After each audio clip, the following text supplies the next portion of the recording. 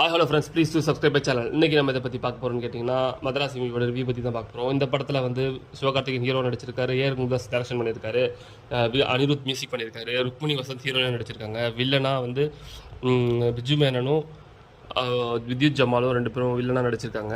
அதுவும் இல்லாமல் இந்த படத்தில் கேரக்டர் ரோல் ஷபீரும் விக்ராந்தும் கேரக்டர் ரோல் பண்ணியிருக்காங்க.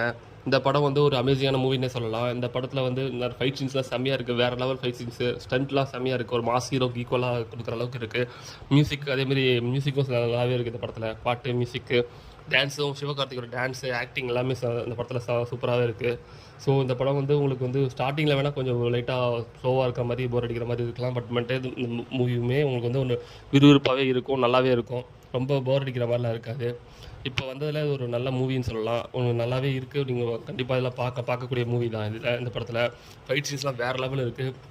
அதுவும் இல்லாமல் இந்த படத்தில் வந்து சிவகார்த்திகேயனுக்கு அனிமல் டிலியூஷன் சொல்லிட்டு ஒரு கேரக்டர் இருக்குது. ஸோ அது வித்யுத் ஜமால் மாதிரி ஒரு பெரிய வில்லன் ஃபைட்டர் கூட சண்டை போடுறதுக்கான ஒரு ரீசனை வந்து அந்த படத்தில் அனிமல் பிஹேவியர் மாதிரி சண்டை போடுவாருன்ற மாதிரி ஒரு ரீசன் கொடுத்துருக்காங்க. அதேமாதிரி ஃபைட் சீன்ஸ்லாம் வேறு லெவல் சூப்பராக இருக்குது. நல்லாவே இருக்குது. ஸ்டண்ட் எல்லாமே ஃபைட் சீன்ஸ் எல்லாமே அந்தளவுக்கு நல்லா இருக்குது. இந்த படத்தில் பாட்டு, பேக்ரவுண்ட் மியூசிக் எல்லாமே இந்த படத்தோட ப்ளஸ்ன்னு சொல்லலாம்.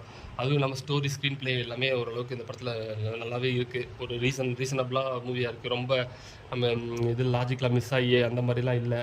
ஓரளவுக்கு நீங்கள் நார்மலாக போனீங்க பார்க்கணும் அப்படின்னா இந்த படம் ஒரு நல்ல மூவி தான். உங்களுக்கு இது வந்து ஒரு அப்கிரேடட் மூவியாகவே இருக்குது சிவகார்த்திகேயனுக்கு. அவரோட முன்னாடி இருந்ததை விட இது ஒரு ஆக்ஷன் பிளாக் மூவி தான். இந்த மூவி ஃபுல்லாகவே ஒரு மாஸ் ஹீரோவாக மாறுற மாதிரி ஒரு இது வந்து கொடுத்துருக்காரு.